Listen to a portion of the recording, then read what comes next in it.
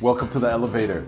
This is the Elevator Pitch, KWILL Merchant Advisors. I'm Hugh Williams, the host, and today I'm so delighted and happy to have my friend Ryan Mundy. For the uninitiated, Ryan Mundy played in the NFL, was a Superbowl champion with his hometown team. Ryan, welcome. Thank you. I'm happy to be here. You know, one of the things that we like to do is this shows a little bit of human interest, a little bit of business, a little bit of life. Yeah, so again, happy to be here. Well, thank you. And it's always great to be seen with my great friend, Hugh K. Williams. But yeah, I'm from Pittsburgh, Pennsylvania. And, you know, when I think about my childhood, the first person I think about is my father, who was always there, always present. Even when I didn't want him to be there, he was always there. And that was really important and kind of set the stage for my entire life, because my father, you know, the backstory of me getting into football, I started playing football in 1992. We were absolutely terrible that year, didn't win a game. I was the biggest, strongest, fastest kid on the team, and I played guard. And I was like, you know what, I'm done with this. And so following year, did not sign up, did not want to play. And it was my dad, after a few games into the season, who made me get back out onto the football field. So you weren't playing? I was not playing. The following season, I was like, you know what, this is terrible. I had a strong sense of like my talent and skill, like, and I was being underutilized, and we sucked. So I was like, I'm not doing that again. Right. And then my dad, you know, a few games into the season was like, all right, you need to get back out there. I don't want you to be a quitter. Give it another shot. But I told him I need the ball. I need to score touchdowns. Right. And so we made that happen, and the rest is kind of, you know, it unfolded very nicely for me. But that particular moment I highlight because had my father not, one, been in my life, but then two, had the kind of foresight to not raise a quitter, you know, hey, like, let's get back out there, let's readjust and like make some adjustments and put you in position, I probably wouldn't be sitting here with you today. You know what? That's probably true, right? Yeah. Imagine if your dad said, you know what, that's cool. You don't have to play. I would have never had any of this. Right. And so like, I always like to highlight that story of my father, but my dad taught me discipline, hard work, determination, all the things. You know, talent is in a lot of ways natural and skill can be developed, but you got to have the internal characteristics to like want to do it, know how to do it, know how to do hard work and how to do great work. And that's what my father really taught me. So that year, you think was a transformative year for you? Yeah, it was definitely a defining moment. And the reality is my father's been there for all my defining moments. But yeah, that particular year, it was a defining moment. Yeah, and so how did that, so those lessons led you to a All-American high school career, and did you just always assume you were going to play college football? No. Did you assume you were I was always just kind of focused on what was the next step. Right. The current step, and then like having a strong picture of what the next step looked like. Again, I'm from Pittsburgh, and we had some really, really great high school athletes that I modeled and watched while I was growing up. One of them being LeVar Arrington. Oh yeah. Yeah, right. big LA. Yeah, big dog. Yeah.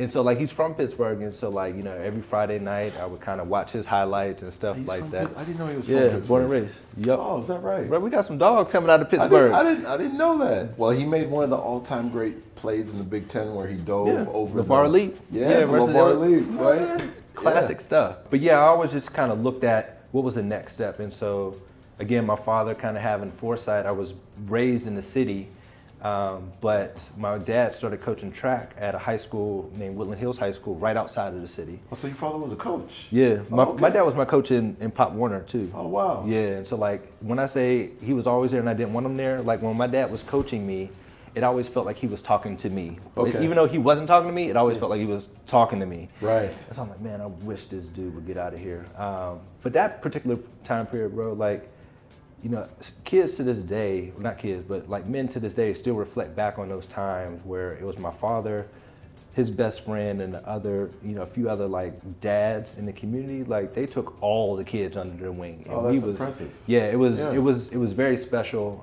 because a lot of those kids didn't have dads. Right. You know what I'm saying? And I was thankful or blessed enough to have my father in my life. And at the time, as I mentioned, it's like, man, I can't go somewhere, like get out of here. But now looking back, like it was such a blessing.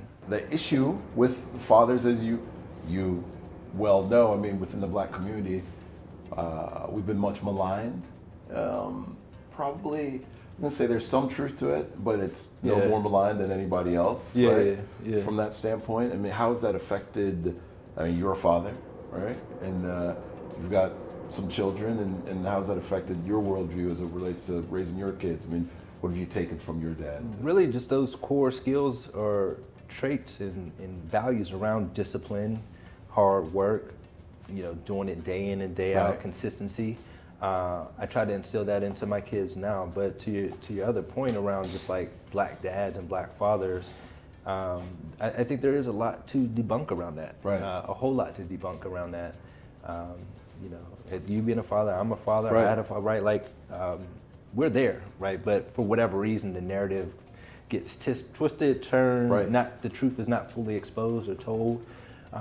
So yeah, I'm very mindful of that, particularly with my children. But I think the quote hard part for me now, Yeah, I have 2 girls, right, and so you know, I'm not a girl, right. Right. but in all seriousness, Right. because the way that I grew up, you know, I grew up as a little black boy. I didn't Right. grow up as a little black girl, so I Right. don't Yeah, have no. their experiences. That's true. That is and so I can't true. speak straight shot to their experiences, and particularly the way and how I learned my lessons was through sport and particularly football. Right.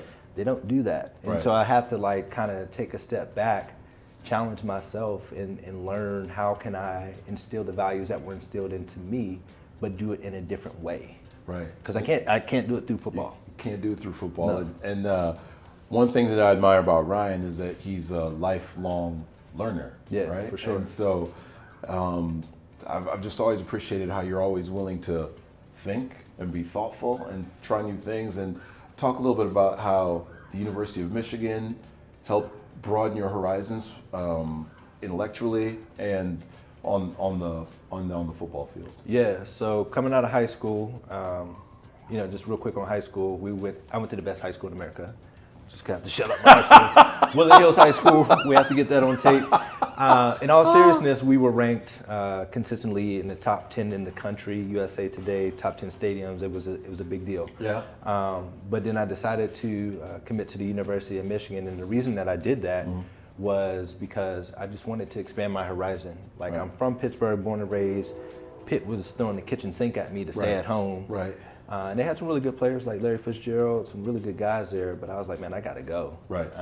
And I wanted to have a new experience to do that, to learn, see new things, and I couldn't have done it at a better place at Michigan, where there are just people from all sorts of different walks of life, which you don't necessarily think are at Michigan, because Yeah. you think of it kind of as like this borderline Ivy League school, but Yeah. the reality is there was so much diversity on campus, so many different people, so many different experiences, and it's probably, if not the best, it's one of the best things and decisions that I've ever made. Yeah. Lifelong friends, the brand, the University of Michigan brand speaks for itself, and just so much value and experience that I derived from it. Man, it's paying dividends to this day, and it'll keep doing that.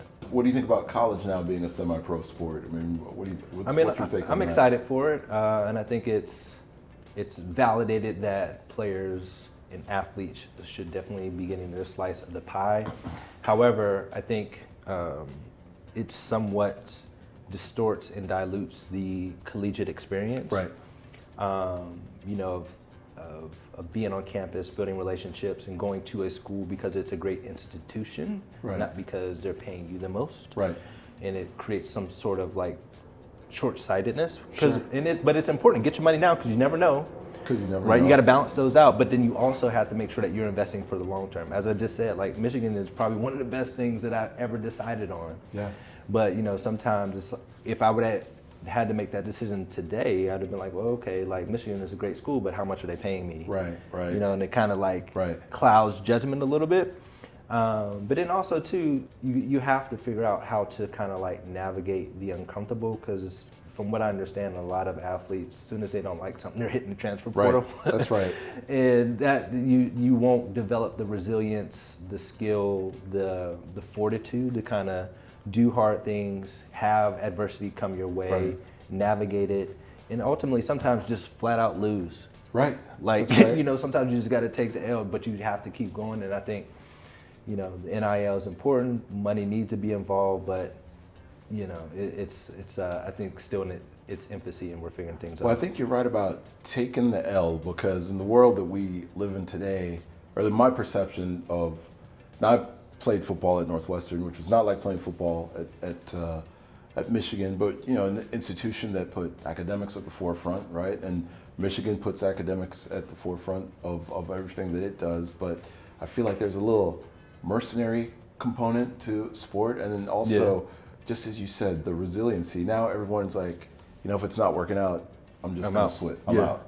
And the reality is, when kids hit the transfer portal, a lot of them get stuck. Right. They don't make it out. Right. Like, they're rolling the dice every time that they go in, because what coaches are doing now is like they're offering everybody. Right. But they're not taking everybody. Right. So your word is no longer kind of your bond in that space, and it's leaving a lot of kids high and dry. And how did things change for you going from college to the NFL?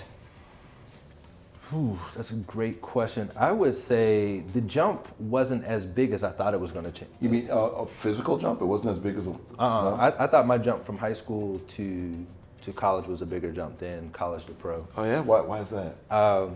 Think about it. 18-year-old, and particularly back then, you don't have the resources from a strength and conditioning standpoint. You're just really kind of out there being a raw athlete. Right. Now kids got like world-class weight rooms and all that. We didn't have that back then. And so you're a freshman going up against a guy who's had 4 years of collegiate weight room training. Right. That's a huge difference. That's a huge difference. No, you're right. That is a huge, like being a snot-nosed 18-year-old kid going against, a 23-year-old man. Right. Like, that's a big difference. And now they're 25 and 26. Yeah, right, exactly. Right, and he's been around the block, and he knows the game. You know what I'm saying? And right. you don't know the game. Right. And so I always thought my jump from high school to college was bigger, but that's not to discredit the jump from college to pro, because that was hard too, but it was a little bit different. Or how was life in the NFL different? Life in the NFL is just like, man, you are, it's high stakes, and there's only a finite amount of spots available. Right. So even just reflecting back on that previous comment around, like, you can't transfer anywhere. Like, you can't opt out. Like, you can't go down the street and say like, hey, I'm gonna be a safety over. Like, nah, bro. Right. There's only so many spots. There's only so many slots, and so it's high stakes. And because it's high stakes and limited slots, like, you're really kind of forced to like be at your best. Right. Or you're self policing. Right. In the manner like, look, I got to be on my shit because I might not have this opportunity. Right. And so it is kind of like very much so a dog eat dog type of opportunity, but it really just taught you how to be a pro. Right. And really kind of take care of your business. Yeah. And not really take things personal. Yeah. I think that's the one thing, reflecting on my time in the NFL, is like, look, things run like clockwork. Boom, boom, boom, boom, boom. Meetings, practice, it is a machine. Right. And you just gotta find how you navigate the machine, but then also too, you take losses. Sometimes you get cut, you get hurt. You learn how to deal with all the adversity, but the reality is you got to keep going. And so going from Woodland Hills and winning a Super Bowl for your hometown team, what was that like, winning that title? It was incredible. To accomplish that dream in front of my family, my friends, coaches, everybody who had helped me get to that point. It was incredible. I prepared and worked my butt off to get to the NFL for 16 years, just to have an opportunity to play in the NFL. Right. And so I got drafted back home to the Steelers in April of 2008. That was like, oh man, this is amazing. Right. Like, I've started my dream in front of everybody who helped me get to this point. But it wasn't all roses, right? Because at training camp, I got hurt. And I had a high ankle sprain. The first preseason game, I was balling 8 plays. 8 plays in, I had a high ankle sprain. I was done for the rest of the preseason. Oh, wow. The Steelers actually ended up releasing me via injury waiver, but they told me like, hey, we got to wait 10 weeks to bring you back. But on that 10th week, we're going to bring you back. So, bro, my rookie year, I was hanging in the balance. I wasn't on the team for the first 10 weeks of the season. I was in my room at my parents' house, my same room from high school. Right. I was back at home. But they brought me back, and then as you mentioned, we had an incredible team that year. I mean, and I quick backstep. I couldn't imagine starting my career anywhere other than where I started it, with the Pittsburgh Steelers. Right. I didn't have the fortune of making that decision, but I am thankful that was in my deck of cards. Right. You talk about Mike Tomlin, the Rooney family, I backed up a Hall of Famer in Troy Right. Polamalu, Yeah. a guy who's on TV all the time now, incredible human being in person, Ryan Clark. We had some absolute legends on that team, Right. and we were destroying people. Yeah. So when I talk about like learning how to be a pro, high stakes, I learned it from those guys. Right. And then, you know, we capped it off winning the Super Bowl. And so like, here I am, 23-year-old, like, oh, wow, we won the Super Bowl my first year. We should do this next year, right? Let's do it again. Let's run it back. That was easy. Yeah. Hit the easy button. Yeah, but you know, like it got progressively worse from there. But you know, to kind of have that as a part of my initial experience into the NFL, where you know guys like Dan Marino, Barry Sanders, I mean the list goes on of legends who never even sniffed the Super Bowl. Right. That's right. That's right. To have that be a part of my story and journey, I'm super thankful. Yeah, no, that's incredible. And then when you use this word preparation, you said prepared. You know, you got to always be prepared.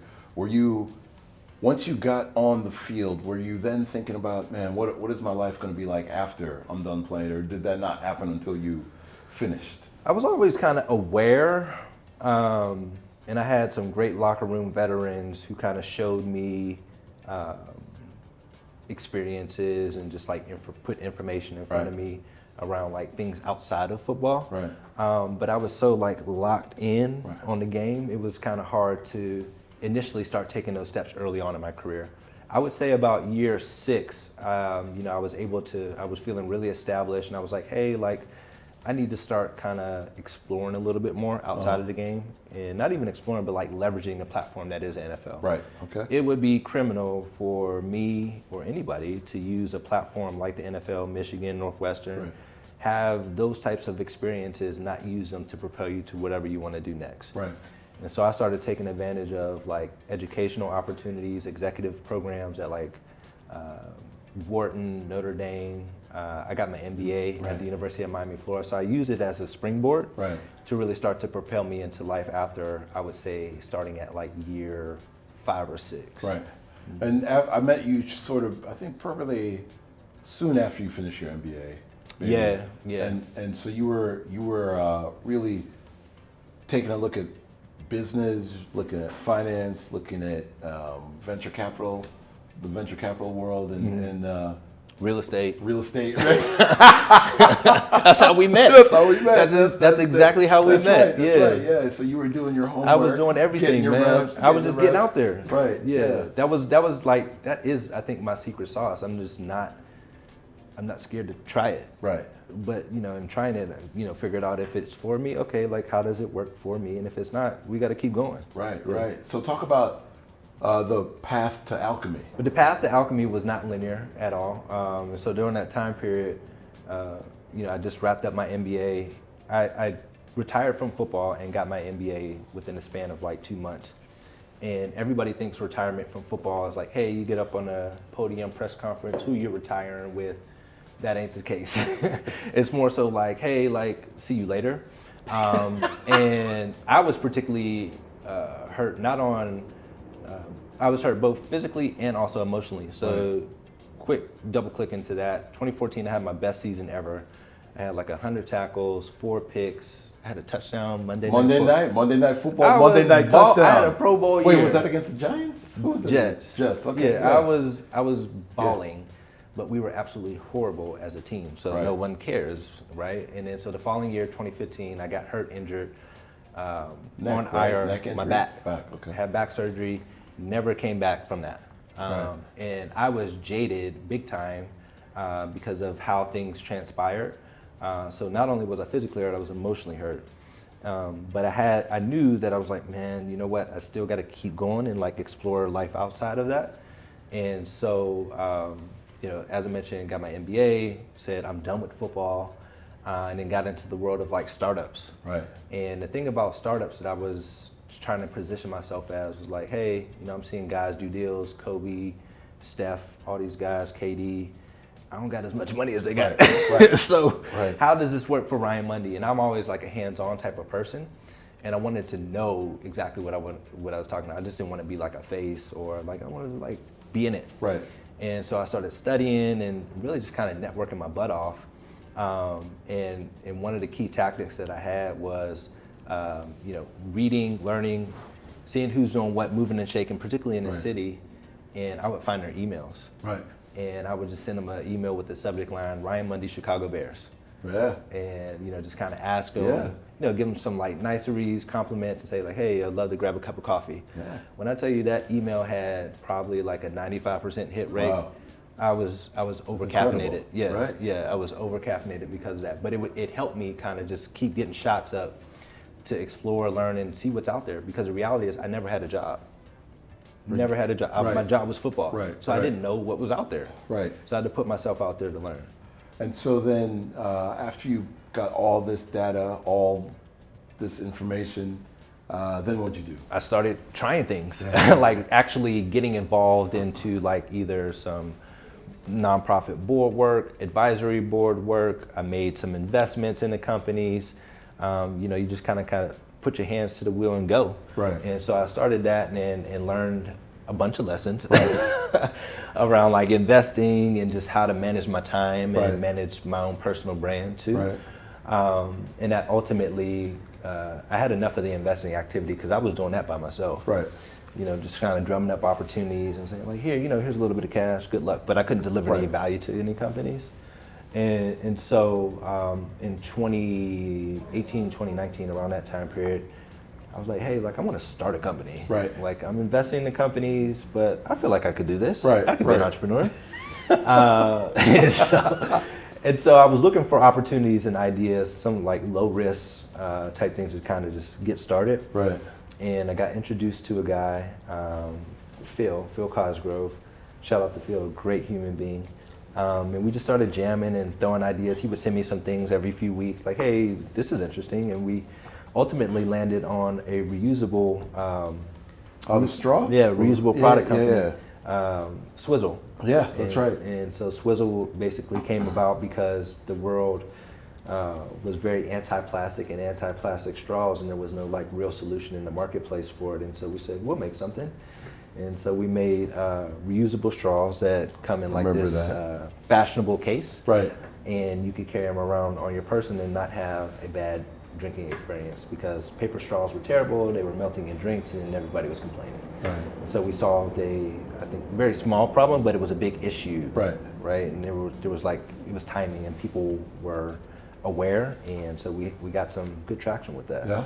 And how'd that business end up? Or are you still in that business today? No, we operated that business for a very short period of time, probably 3 years max, and we sold that company in October of 2020. So you had an exit? Yeah. Yeah. I started one company and I sold it. I was like, all right, let's do this again. Win another Super Bowl. This right? is easy, right? Right, Yeah. But that business was a lot different profile. Like I didn't raise any investor capital. It was more so like a lifestyle business, Okay. CPG style business. We didn't have like a large team or anything like that. We had great distribution, Target, Ross, TJ Maxx, a lot of retailers, but it was like a lean operation.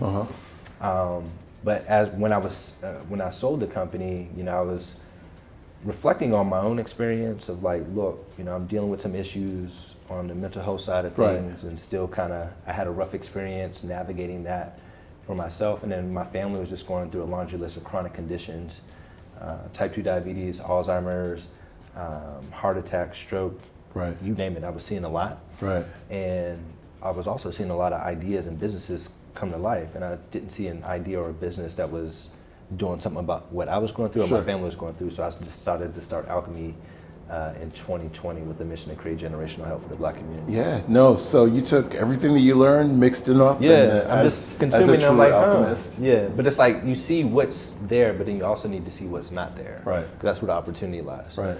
And then Alkeme, like you transform pain into promise. Right. Right. And that's why I named the company Alkeme, one, because it's about like transforming the power of transformation. You look at statistics for the Black community in health and mental health, worst out of all races, Right. nationalities, etc. But then also, Alkeme is about the journey. Right. Right. The book, The Alchemist, is about Santiago's journey. He starts under a tree, goes out into the world, ends up right back under that tree. Right. And for me, life is a journey, and we could look out into the world to try to find ourselves in all different places, but it always starts within. Well, I tell you, when you talk about life being a journey, I used to think this quote about it's the journey, not the destination, sounded hokey, for lack of a better word. Yeah. But the older I get, you grasp every it day now. I Yeah. grasp it. I mean, Yeah, I me realize that there is no end, right? There is no end. Right. And even when you hit a milestone, guess what? The next day you got to keep going. Right. Yeah, no. You don't stop. And the Right. thing that I tell people now is, particularly in business, high stress, high stakes, all these types of things, you could literally only do it one day at a time. Right. There's no way you could do 2 days at a time. That's right. And you cannot take 2 steps at a time. So like you always got to like just take a step back and say like, look, man, what can I do today? Because Right. today is all I have. That's right. I hope to have tomorrow, and yesterday is no longer. Right. Today. Yeah, what's that? Another thing people say is, how do you eat an elephant? One piece at a time. That's right? it. That's it. That's literally one step at a time. And for me, that's definitely been my mantra as of late. But it's kind of like symbolic because I named the company Alkeme Right. for those 2 reasons. But now I'm like, Alkeme has done alchemy on me. Right. Being an entrepreneur, venture-backed company, and I'm the sole founder of the company. So I was heavy as the head. That's like, right. Heavy as the head. Heavy as the head. Yeah. And I didn't know how to kind of like manage myself throughout that process. But I learned, Yeah. right? And the biggest thing that I learned was that power of presence, being in the moment, in the now, and literally doing it one step, one day at a time.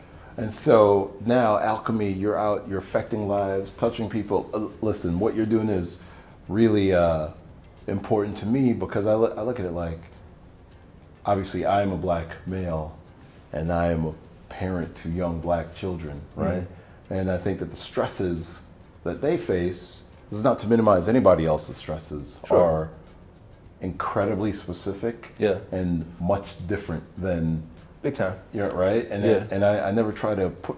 It's hard to put yourself in other people's shoes, but I think that it's something that is really needed, and it's very important within the world that we live in today. Yeah, in America. it's honestly like a really, in some ways, it's somewhat of a quote experiment on like perception. Right.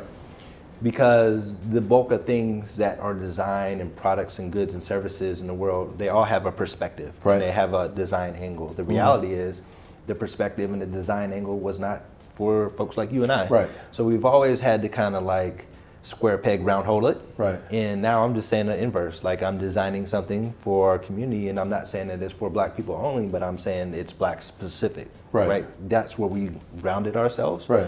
In that perspective, and that's really kind of like the ethos that we've been operating with, and it's taken us a very long way, and it will continue to do that because the reality is not many people are focused in a specific area, if any, like we are. Right. So what's Alkeme doing today? Can you describe your platform, the outreach, and how you're doing? Yeah, for sure. So we started out with a focus on brand and community, and the initial product was content-based wellness. Mm-hmm. So think video workshops, meditations, breathwork exercises, live events, both on virtual and community. And we were doing that through like a subscription-based consumer model. The reality is that was a really hard business model for us to execute on. Yeah. It had nothing to do with the product. We built a great community of over 100,000 people, 1,000 clinical professionals, but it's just really hard to build a business model on content. Right. And so we are coming out, or we're navigating a pivot right now, and we're getting ready to build out a virtual telehealth platform, connecting patients to providers who accept insurance. And how's that going, the pivot?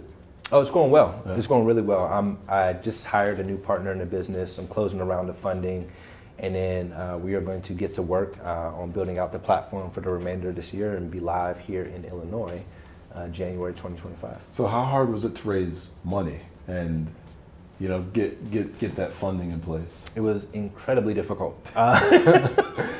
It's different every time because I started raising money in 2020. Right. And so I had a lot of favorable tailwinds around like Black Lives Matter. Kind of the market was super frothy and capital was very abundant and available. Right. And the criteria back then was a lot different than it is now. And so like the first go around, it was challenging, time consuming, but I wouldn't say it was different from the fact that like, the criteria was different and the market conditions were a lot different back then. The market conditions now are tough and it's hard to raise capital. Right. And like the proof points and the traction and the criteria is a lot different today than it is back then. And so I would say that's the most challenging thing, particularly for a company like mine who's been around for a little bit. Right. And we've made progress, but in some ways, shapes and forms, not only are we pivoting, but also the goalpost has kind of moved a little bit. Right. And so trying to match those two up, it was grueling. And that's why, this whole period of 2023, Alkeme has 2023 to really this present day, Alkeme has done Alkeme on me, right? Because I'm navigating all this at the top kind of solo. Right. This will be my third time closing a round. I think I know how to do it now, right? I think I know how to or at least the motion, the mechanics of what has always be fundraising me. How can I lay my body of work out over a period of time so that when I need more capital, it's not like an oh shit moment. Everything that I've learned has either been through osmosis, internet, trial and error, it's always just kind of like this tinkering and figure it out for me. And so, when you talk about the tinkering and the figuring it out, it goes back to the journey again, right? I mean, so you're very focused on the journey. And how are you feeling about Alkeme today? I mean, are you? I'm feeling better than I've ever felt. Yeah. And I think a lot of that is because personally, I feel like I'm in a much better space. I've been really taking exceptional care of myself over the last year or so, and it started, really with changing my mindset. Right. This book called The Power of Now by Eckhart Tolle came into my life at the right time and really gave me the perspective on kind of how to, be present and start to change my perspective on life and how I go about my days. But then that bled into, nutrition changes, exercise changes. For me to be a professional athlete, a former professional athlete, there was a period of time where I just, quite frankly, wasn't taking great care of myself. And by my standards, right? You know what I'm saying? Yeah. And I was feeling that, and I was physically hurting and mentally just all over the place. And I just looked in the mirror. I said, "Ain't nobody gonna do it but you." Right. And the reality is, you know how to do it, so you really ain't got no excuse. Right. So I just really had to saddle up, and I've been doing that, and because of that, I feel strong, I feel focused, and I have this kind of vitality and vigor that I haven't felt in a while. And what were some of the things that you changed? Can you talk about any of the specific things from a diet standpoint, or were there some mental exercises that you went through? And as of late, breathwork exercises have been really, really helpful for me. Yeah. Help regulate my central nervous system and parasympathetic nervous system.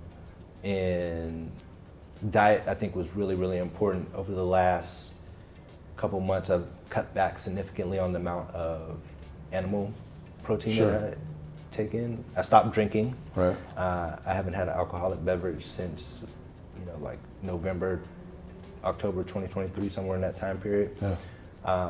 And just doing the things. Well, it's funny that you say that, because I know a number of people who have stopped drinking, or a number of people who have started being more focused on the plant-based diet. And I'd say to a human, they've all shown some positive results. Yeah, right? I could definitely attest to that for sure. Right. Well, I know that your schedule is tight, and we're here in the elevator, and the elevator pitch is, we all know what an elevator pitch is, right? When you get in there and you got a finite amount of time to kind of get your message across. So I always like to end with this question. It's who's Ryan Mundy? If I met Ryan Mundy in an elevator and 20 seconds to paint a picture of himself and his life, what would that be? Ryan Mundy is a dreamer and a doer. I dream big, shoot for the stars, and ultimately not only dream, but I do, right? And so once I grab something and I feel like it's possible for me, or I feel like it's something that I want to go after, then I'm figuring out how to do it. And the thing that I really learned is it's not about the what, it's about the how. And so I'm always trying to figure out how to do things, and not necessarily from a tactical standpoint, but from like the things that don't show up on paper, like the discipline that's not going to be on paper, the consistency, the attitude, all of these types of things. That's who I am, and that's how I show up on a daily basis. Well, hey man, Ryan Mundy, thank you so much. Right, Appreciate it, bro. I'm blessed to have you in my life, and I think that you're inspiring to me. And look, I'm a big believer in that relationships make the world go round. Yeah. And the people in your life need to bring something to your life. And so I really appreciate you coming and spending some time this is cool, with us bro. today. Thank you. Yeah. Yeah. All right. Boom.